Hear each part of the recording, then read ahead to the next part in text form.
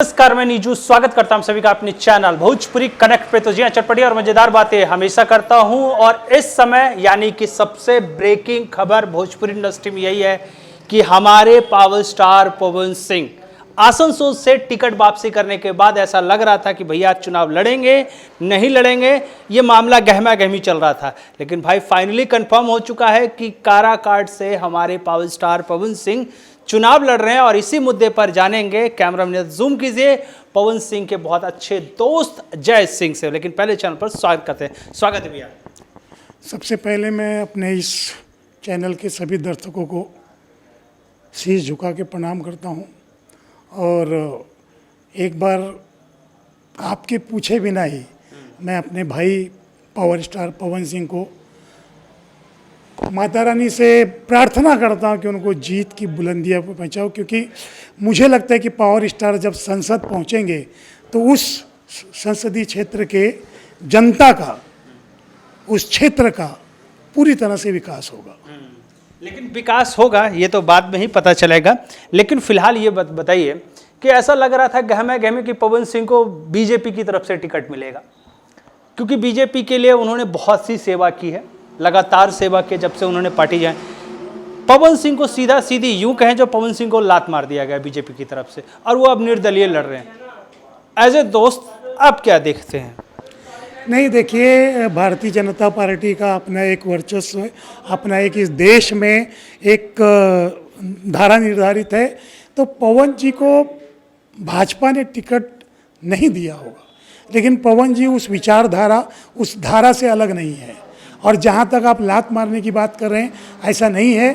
Bharatiya Janata party का ही जो शीर्ष नेतृत्व है उसी को मानकर उन्होंने चुनाव लड़ना स्वीकार भी किया है। स्वीकार किया है तो भाई बीजेपी के कमल के छाप से आ जाते हैं। निर्दलीय क्यों है वो कह रहे हैं, जब वहाँ निर्दलीय क्यों आ रहे हैं? सवाल तो यहाँ खड़ा हो रहा है कि 3 सांसद होने के बावजूद भी, 3 उनके भाई होने के बावजूद भी वो चौथे अपने छोटे भाई को मतलब वो नहीं कर पा रहे। आखिरकार क्या कुछ तो ऐसा चल रहा होगा ना कि भाई बीजेपी वालों ने उनसे इस तरीके से क्यों बाइकआउट कर दिया उनको? नहीं, भारतीय जनता पार्टी ने तो पावर स्टार को पावर दिखाने का निश्चित तौर पर मौका दिया था। कुछ तकनीकी दिक्कतों के कारण उन्होंने आसनसील छोड़ी है। अब आपका ये कहना कि भारतीय जनता पार्टी के लिए उन्होंने किया, ऐसा नहीं है। आने वाले समय में पवन जी जिस भी क्षेत्र से लड़ेंगे, जो उनको भारतीय जनता पार्टी की जो उनकी विचारधारा है उससे बिना हटे और जहाँ तक मैं जानता हूँ कि उन्होंने जो कहा है, और देखिए पवन जी अभी राजनीति में एक नए हैं और बहुत छोटे हैं और भारतीय जनता पार्टी का स्थान बहुत शीर्ष स्तर पर है। लेकिन कुछ उनके वादे, कुछ उनकी कस्में, कुछ जनता के लिए आने वाले समय में करने के कार्य को मद्देनजर उन्होंने यह कदम उठाया है। क्या लग रहा है कि काराकाट से जिस तरीके से उन्होंने ऐलान कर दिया है, तैयारी क्या हो रही है? आप उनके साथ कई फिल्मों में नज़र आए हैं, उनके साथ दोस्ती अच्छी है, भाई क्या तैयारी है? अंदर की खबर क्या है? भाई काराकाट से अनाउंस हो गया है, कब से वो चुनाव प्रचार की तरफ मूवमेंट करेंगे, कब वो जनसलाब की तरफ आएंगे, कब की मूवमेंट की तैयारी है?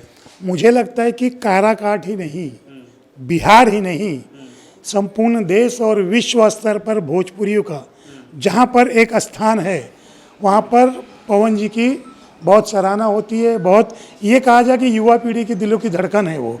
और मुझे लगता है कि तैयारी अब जनता ने खुशी में शुरू कर दिया है कि चलो बहुत दिन देर से ही सही एक ऐसी शख्सियत, एक ऐसा बंदा हमारे क्षेत्र में लोकसभा क्षेत्र से चुनाव लड़ने जा रहा है। तो मुझे लगता है कि काराकाट में पवन जी को तैयारी करने की ज़रूरत नहीं है।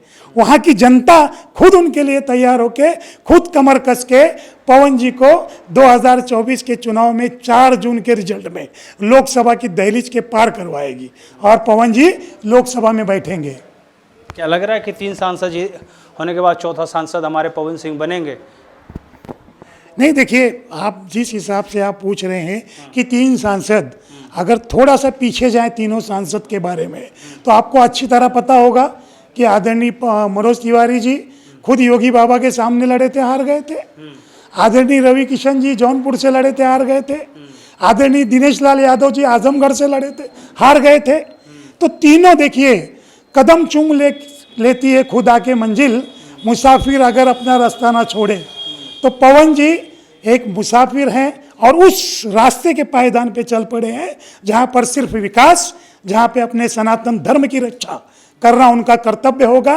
और वो तीनों सांसद तो हैं, एक भारत तीन क्यों, तीन सांसद हम क्यों कहें, हम तो 543 सांसद कहते हैं। उसी एक सांसद में आने वाले समय में पवन जी को बैठना है। तो यानी अभी आपने कहा कि तीनों पहली बार हारे थे, पवन सिंह लड़ रहे हैं, तो क्या ये भी पहली बार हार के दूसरी बार बनेंगे क्या? देखिए, जीतना या हारना ये दूसरा पायदान है। राजनीतिक के शिखर पर खड़ा होना, चुनाव लड़ना, ये पहला पायदान है। मैं भगवान नहीं हूं कि दूसरे पायदान की अभी कर दूं, क्योंकि पवन जी एक अच्छे व्यक्तित्व हैं, एक अच्छे लोगों के दुख हरता है। लोगों का कई दुख मैंने देखा हुआ है सामने से कि वो अपने सर पर उठा लेते हैं। और वो उनका एक सबसे बड़ी आदत जो है, वो प्रचार नहीं करते, मीडिया लेके नहीं चलते हैं कि देखिए मैं इनकी मदद कर रहा हूँ, मीडिया लेके चल रहा हूँ। वो तो इस हाथ से करते हैं, इस हाथ को पता नहीं चलने देते हैं। तो ऐसे व्यक्ति को मुझे लगता है कि मैं नहीं, कारकाट की जनता लोकसभा भेजने का काम करेगी। क्या आप चुनाव प्रचार में जा रहे हैं? कब आप जा रहे हैं? कब से आपका रणनीति चालू होने वाला है? देखिए, मुझे तो जिस दिन, कल जब ट्वीट किया पवन जी ने, उसी दिन मैंने तो अपने फेसबुक, अपने ट्विटर, अपने इंस्टाग्राम पर मैंने अग्रिम बधाई दे दी है पवन जी को। और रही बात जाने की, तो मैं दिल से जाऊंगा, वहाँ की एक एक जनता को पवन जी के बारे में बताऊंगा कि आपके लिए बहुत अच्छा सुनहरा मौका है। एक ऐसा सांसद आप चुन के देंगे जो जीवन में नेता नहीं बनेगा, वो तो आपका बेटा, आपका भाई, आपका सिपाही बनकर उस लोकसभा क्षेत्र से चुनाव लड़ेगा।